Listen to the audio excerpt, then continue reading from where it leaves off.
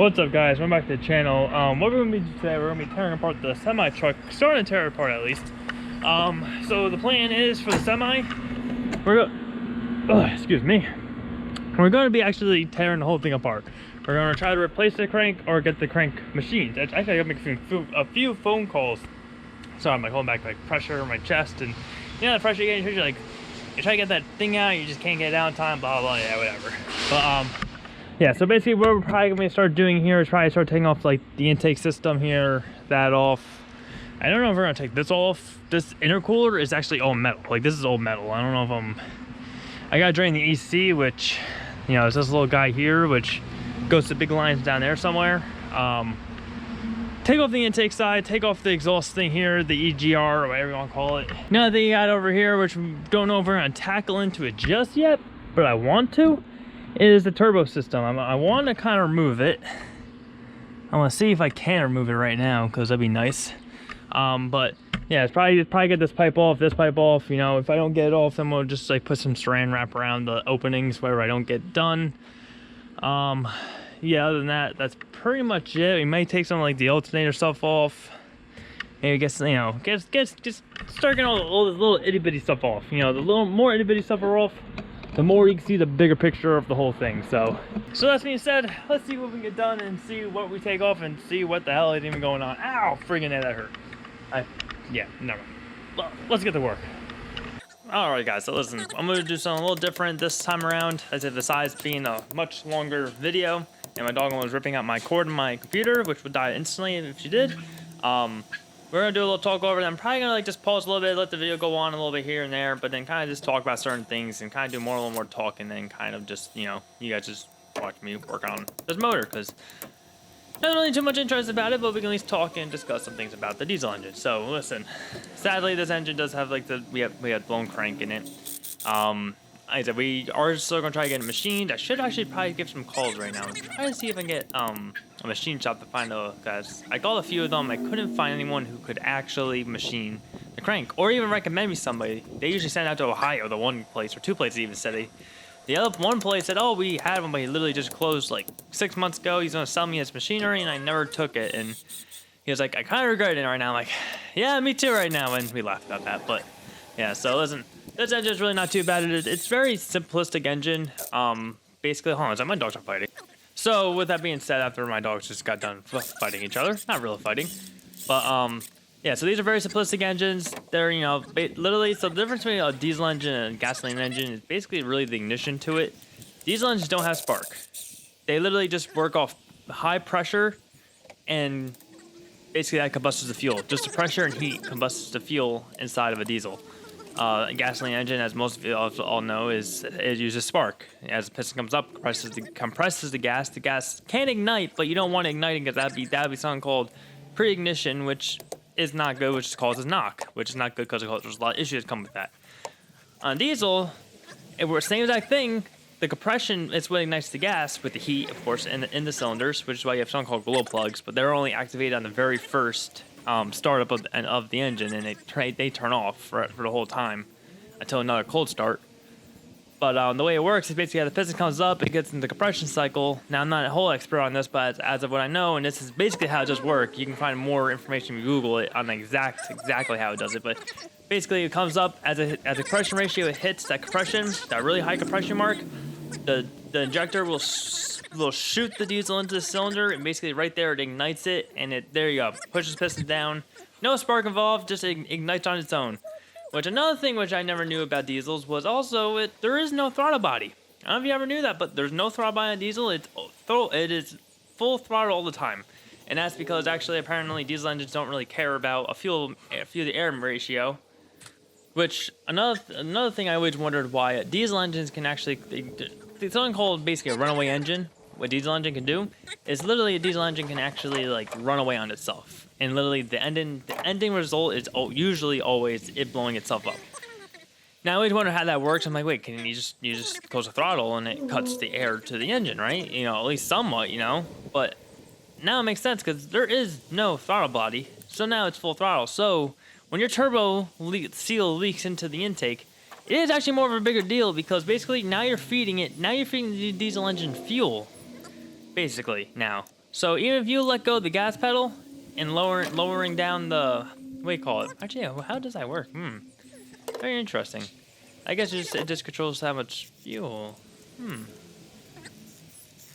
I gotta look into that more. I'm actually curious how that actually fully works now, because I guess it would have to really be all about the fuel and how much fuel you're letting in and out of the cylinders. But yeah, I'm gonna look that up more actually. But yeah, so basically when you let go of the throttle, I guess it cuts the gas from the engine a little bit. You know, basically bringing that down to idle. But the problem is now there's oil coming through, and the oil is basically now the fuel. So now there's constant fuel. Now there's constantly fuel going in. And now the engine's gonna keep revving higher, and then sucking, and then turbo blows more and more, blowing out more oil, and then basically the engine just says, "See ya," and it runs away. Now this can also happen also if you have a stuck injector and stuff like that. I think I can assume so, because then constant fuel just keeps getting dumped in the cylinder, and runaway engine, bye bye, it runs away and blows a rod out the bottom or crank out the bottom, or just blows the block apart. Which who knows how it works exactly. So here, here's me. We're taking off the intake now, and this is where I found out there was no throttle body. Cause I'm looking inside this pipe, and I'm like, "Where's the throttle body at?" I'm like, that's when I'm not gonna go through the whole conversation again. We just had that, but yeah, I was like, "Oh, that's interesting." That's when I looked that all up, and I was like, "Oh, that's pretty damn cool." But so yeah, so one thing about this engine, I don't know. We're also going to do is we might delete the EGR. Now I'm not sure if we're gonna do it or not, because for one, some people say once you delete the EGR, you can't resell the truck very easily. And it does not work very well, so we might not do it. But also because it involves more tuning, this, that, and don't know how far we want to get into that. Maybe just right now I think everything. The EGR is newish. It has been rebuilt, so we're probably just gonna reuse it and let it go. But on that note, also we're not gonna be doing any type of performance things to this engine. We might, you know how it goes. Usually you buy something, then you end up wanting to do some more with it, but we're probably not going to end up doing any more of this. This is supposed to be just our rig that we're going to use as a tow to Florida and any type of race events we want to go to, like in, maybe out to California or Ohio, Idaho, Nebraska. I'm just naming out states right now. Or, Rocky Mountain Race Week or something like that, travel down in the truck, enjoy the nice truck ride. Maybe make some money on the side too. Maybe, we're probably going to actually register this thing as an RV, which, a bunch of other videos, I don't know how much I talked about it too much, but we're actually going to probably register it as an RV. And basically, to do that, all you had to do, apparently, I've talked to one guy, all you got to do is put a toilet basically somewhere in there, which we're going to put in a closet, and voila, you have an RV, and you can register the semi as an RV. So, alright guys, so listen, alright, so I didn't want to go to bed until I got this fuel pump off at least, and maybe this plate or so. But let's show you guys to get this fuel pump off here. So first things first, you gotta get this fuel line right there, right here, and that goes to this plate right here. That's actually fuel runs through that to cool the ECU or the PCM. So we're gonna get that from there first. Then we're gonna have 4 bolts we gotta take off on this. Now, I could not find a video on this at all on YouTube, so hopefully someone out there needs help with this. Hopefully this will not help. You have 4 bolts on this thing. You have, well, actually you have a bunch of bolts. You have 1, 2, 3, 4, 5, 6, 7, 8. You only need to take out the 4 inner ones. So 2 in the center here, 2 in the center down here. And those are the only ones you gotta take off. But first you gotta take off the fuel line. The fuel line right here, I believe it's basically 5/16 and a 5/16, but use a 5/16 on the inner nut, and then we'll use the adjustable wrench on the outer nut here. Adjustable right here. All right, line it up to there, and then we're gonna twist it off. Oh wow, it's tight on there. All right, I'm gonna jump up into this engine bay now. Oh, there we go. Okay. Got it loose. Yeah, so if you don't have this wrench here, it will try to spin inside the pump, like the fitting. So you definitely do need the second wrench. Now, I don't know if fuel might come out of this. I'm not sure. This system seems pretty dry right now, so I'm assuming there's no fuel come out. But I could lie. I could be lying. Who knows? Nah, that's connected to a rubber line, so actually it does flex, which I just found that out now. So done with the wrenches. Now we're gonna get some Torx, we call it bits. And all right, so you do need Torx for this. What do you call it? You got this nice star, I call them star bits. Is this it? Nope. One more size up, maybe. One more size up. Nope. All right, so this one fits the best. This is a T30, so T30 will take these off. So one here, see if this comes off easy. All right, they're not too bad. So they're not too tight on, which means you don't put them too tight back on either. Now listen, you do not want to strip these.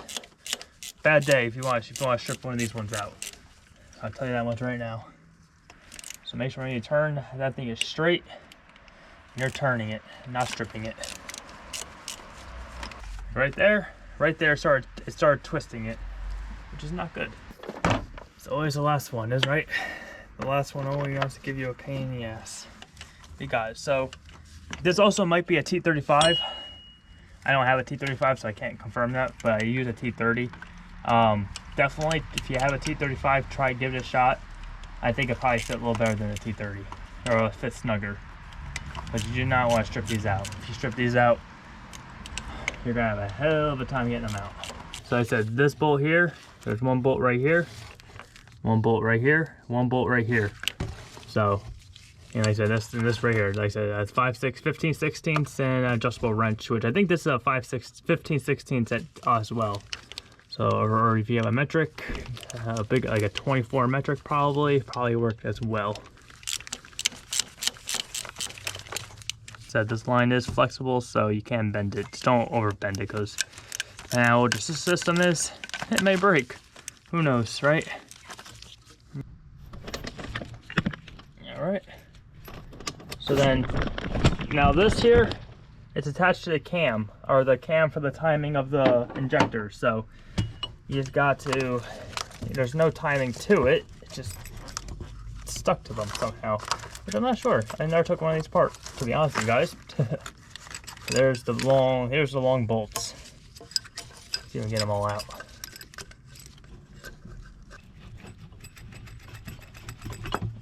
There we go. And there's our fuel pump. There's our fuel pump, guys. Very simple to take out. Now this is like a $900 pump, I think, if I'm not mistaken. Or, you know, oh, good old smell of diesel. But yeah, so very expensive pump, so take very good care of it. Or if you're replacing it, then, you know, junk it and get the new one. So yeah, so there's the hole, guys. There's the timing gear. If you see that little gear right inside of there. And then as well, listen, now we don't know if this is good or not. I'm assuming it's good. We're gonna assume it's good. There is no timing to it, so when you put it back in, you just put it right back in there and all good to go there, so go. All right, guys, so as you see here, we got the computer thing off here, the water pump, oh no, water pump, fuel pump off right there, which I don't know if I'm gonna put that in the video. It was a little dark out, so I don't know how good the video came out, but yeah, so we got that off. Now next steps really is probably gonna be removing like this thing here, taking some of these fuel lines off, and going down the whole fuel system realistically, and probably taking the whole this pipes off, and a little bit of everything here, guys, a little bit of everything. So let's see what we can get. Before we get back into the RV talk, I'm going to talk about this a little bit right here. So yeah, so we uninstalled the fuel pump. The fuel pump was, I think it's pretty good. I turned the gear and it sounded like it was sucking still and everything good. So, you know, you won't really know until you get back on the truck and go. And like I said, it's $900, $600 pump. So you don't really want to, I'm not going to just replace it. If it works, it works. For now, we're not going to be doing any type of hauling right now, especially right now. So no need for it. Well, if we ever have to haul, we might just replace it. It's not that hard to replace. As you see, it's right there on top of the engine, 4 bolts, and it's good to go. But yeah, so now we're just basically what I'm doing now is just basically removing all the fuel system left on the right side of this engine. Well, actually left side really of the engine.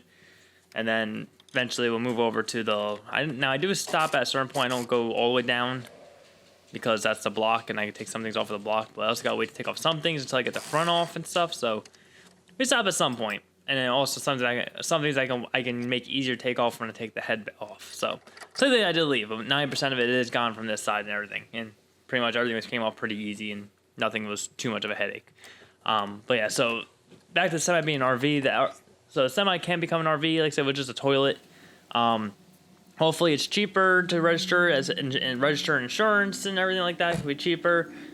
So right now we just gotta worry about this thing getting running before we even go for registering insurance and all that kind of things. But so basically, like I said, as we all know, what we're doing to the Zen motor is rebuilding the whole thing from top to bottom. Like I said, removing the crank, figuring out if we're getting that thing new, remanufactured, or at that machined. So with that though, we gotta rebuild the whole engine. We gotta replace the liners, the pistons, the head. We don't have to replace. People, I think they do recommend replacing the head, but we're not going to replace the head because that's $4,000 there. Right now, we're trying to stay below $16,000.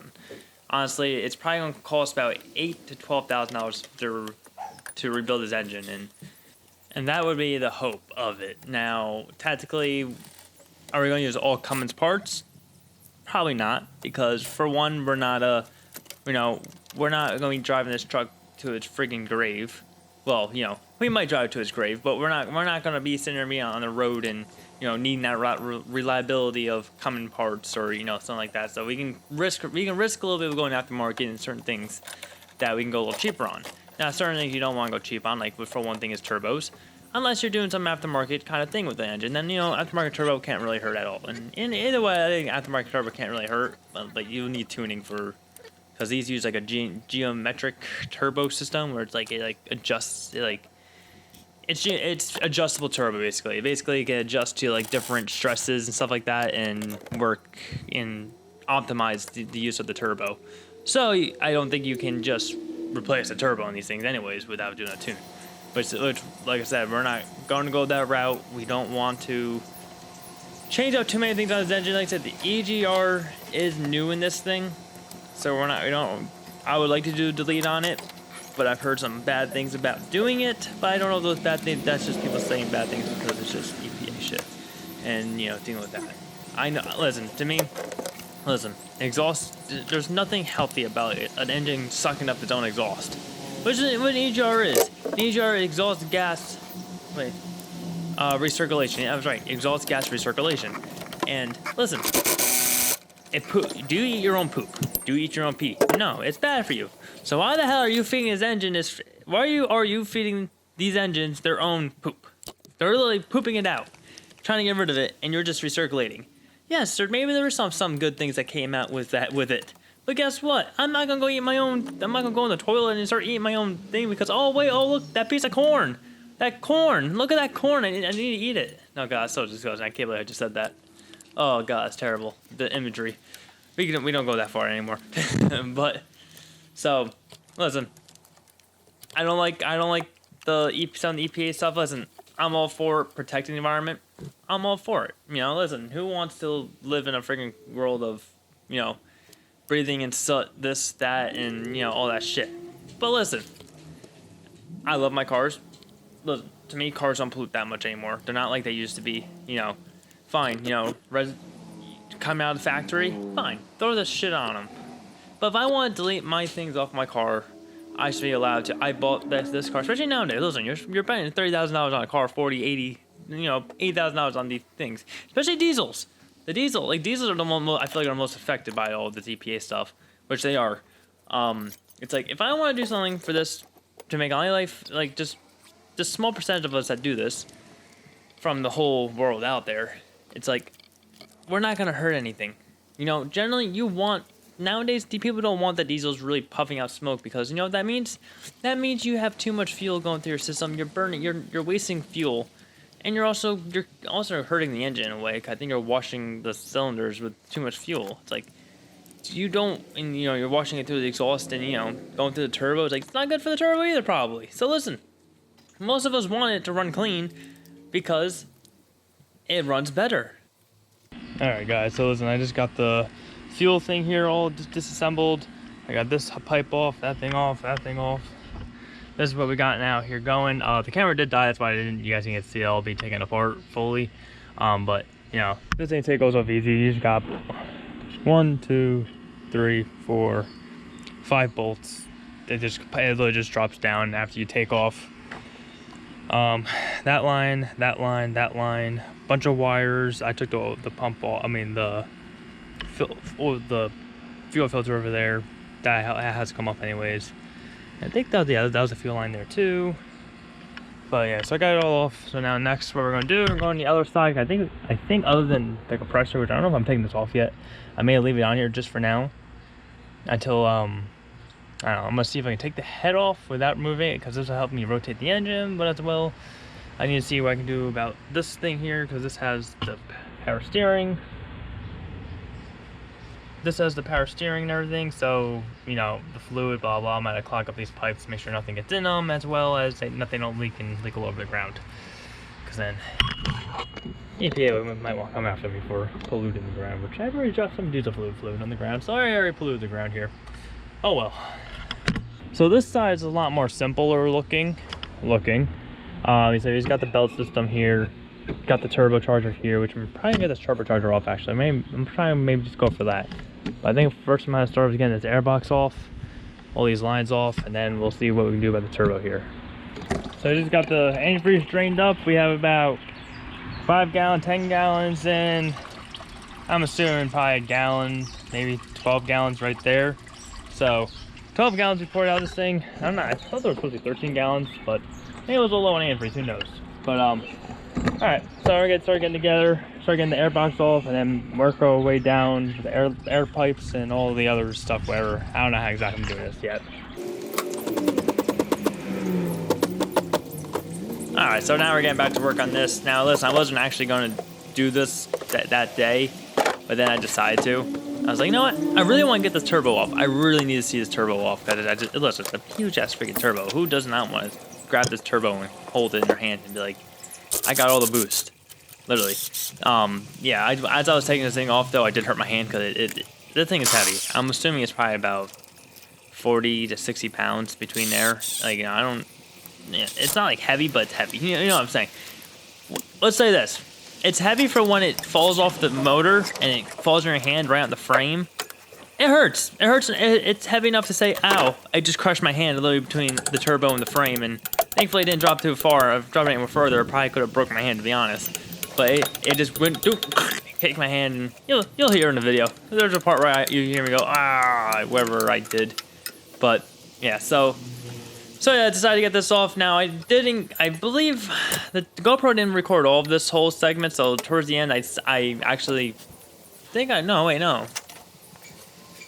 Yeah, oh, that's right, yeah. So, yes, I was ending the video, then I was like, you know what? I'm going to actually continue on with this, and I actually ended up taking the manifold off and stuff like that, but the GoPro didn't record that part, so yeah, so now you guys will just see the turbo being taken off, and then after that, we're pretty much done. But yeah, so as of now, we do have the turbo off. Everything is off of the engine. Right now, as the engine sits right now, we are pretty much just waiting to get the hood off. The hood needs to come off. What do you call that thing right there? The radiator, the intercooler, and the condenser, and everything, all that needs to come off. Compressor, the AC compressor, the alternator, and all that stuff needs to come off now. That's what we're stuck with, and then after you get all that stuff off, basically you can pretty much take the head off of this thing, which we have a big plan for. Now, what is that plan? That plan is to pretty much basically we're using an engine lift. We are using a regular engine lift. Now, what we're going to do is we're going to get an 8-ton piston to upgrade it. I think we're at a 3-ton or 4-ton piston right now on the lift itself. It's a Harbor Freight lift, just so we know. Now, we're going to upgrade that to an 8-ton lift. And we got to make sure that's not already on there, to be honest. But we're going to upgrade it to that. We're not going to go with air, I don't think, because I think it's just, I don't know, we might go air, we might go hydraulic, just air to hydraulic, but we might just do regular hydraulics. Now, we do have this big giant piece of metal that we used if you watched the Corvette video, which I don't know if I ever posted that. I may have posted it. I gotta see if I did. But if you watched one of the last, when we put the motor in the engine, the engine in the Corvette, I had this big giant long rod. Now listen, this rod works really good. The problem is it's very off balance. If you watch that video, you see that I'm using my truck and a whole bunch of things to hold the back end down as we basically put the engine into the Corvette. So it's not very safe, but it does work. So as long as you jack the thing all the way up the center balance does actually even out. Now, this head on its engine weighs more than an engine in a car.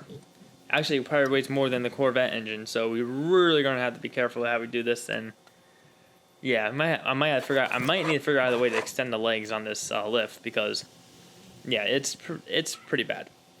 Like I said, we're debating on renting a forklift, which we might still do to get the. To be honest, wow, hold on. Well, so what we're looking at here is 3,100 pounds of engine here. 3,100 pounds of engine. That's 1.5 tons of weight. So the head's 500. Hopefully all the other stuff in it is, so we're looking at about 2,600 pounds. So we're looking at about a ton. For every 2,000 is a ton. So we're gonna be using this thing on hopefully the ton setting. Now with the ton setting, like I said, we're using an extension, so it's also not really a true ton. So yeah, we don't know. Listen, this is backyard mechanic stuff we're doing here, and it's gonna be very interesting to see when we get to that day of when we remove this stuff, and hopefully we don't freaking kill ourselves. Hopefully, because if not, then yeah, I won't be here to post that video, and yeah, won't be there. But yeah, so we're looking at forklifts. They're a little expensive. Like, they're not, to be honest. This is expensive, but not that expensive as much you would think. Now, there could be delivery charges, which make it more expensive, but about like $400 for the day, you know, which, in all honesty, you kind of want the forklift for a while, like for a week, which I think is like $1,200, which, like I said, isn't terrible. It's not like the end of the world kind of pricing, but we don't want to pay that. you know, you don't want to pay that. It's like, can I do it this way? We're looking at gantries, we're looking at this, that, but you know, we're in the end, it's like, all right, well, if I just rent a forklift for $1,200, it's like, this thing I know will freaking lift up this engine, its head, and easily be able to maneuver everything and be all good to go. So we're still debating. You know, this is all still up in the air on how exactly we're doing this and exactly what's going to happen when we take this thing out, because our neighbors are very interested to see this too, because they're like, you know, you're not getting that thing out. We're like, oh, we're getting it out. It's going to come out.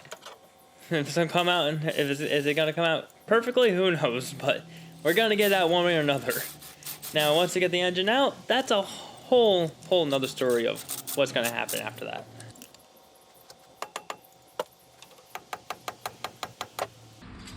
This thing's, just so you know, this thing's heavy. I feel the weight of it right now. I'm feeling the weight.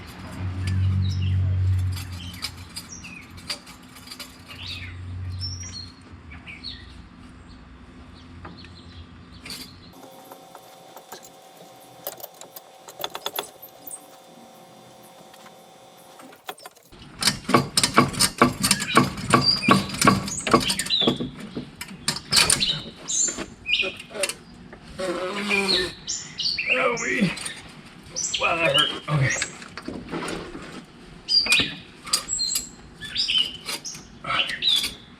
Okay.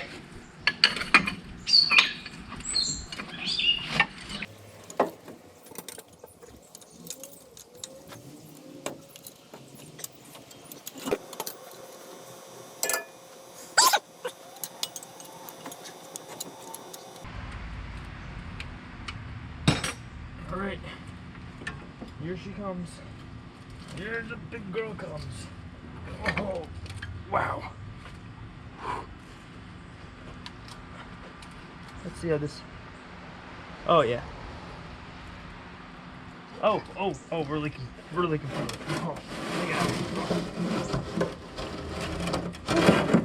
holy shit, this thing's heavy. All right, guys. So listen, we got the turbo off. Now the turbo, it seems really good. Turbos. It spins it spins freely, but there's a little rust in it from sitting. So I'm gonna try to lower this to you guys. So see, you guys got a good view of that turbo now. Yeah, you guys got a good view. I don't know if you guys see it very well, but so she will spin very freely. Like I said, there's some rust that's like trapped in here a little bit. Oh, but yeah, she spins pretty freely. Like I said, it gets a little stuck because of the little bit of rust that's in there, but the more and more I spin this, the freer it is. So this was actually probably replaced because the EGR was done, So I'm pretty sure that this would have been replaced or at least refurbished or something, because yeah, I don't feel any shaft play, so I think the turbo is in good shape. Alright guys, listen, I'm probably gonna end the video off here. We got the turbo off, we got the whole intake side of the other side all basically taken apart mainly, which I don't know if I really showed you guys too much of it, but we'll go over real quick and go take a look. So we got the whole, everything almost all apart, just gotta get the compressor and stuff off, but I'm just leaving it there for now until I get the front off, and then I can look at that more there. But other than that, I'll say 90 to 95% of this is all pretty much done here. Over here, what I gotta do is just get the, you know, exhaust manifold off. The EGR is gonna come off. It might be able to stay for now. We might take the head off, but we'll probably leave it. I don't know. We'll figure that out next episode. So if you guys want to continue the progress, listen, subscribe to the channel, leave a like on the video if you guys enjoy the videos. Comment down below if you have any advice on any diesel stuff. I have no idea. Subscribe to the channel. I'll see you guys in the next one. Do what it takes for your dreams, and I'll see you guys in the next one.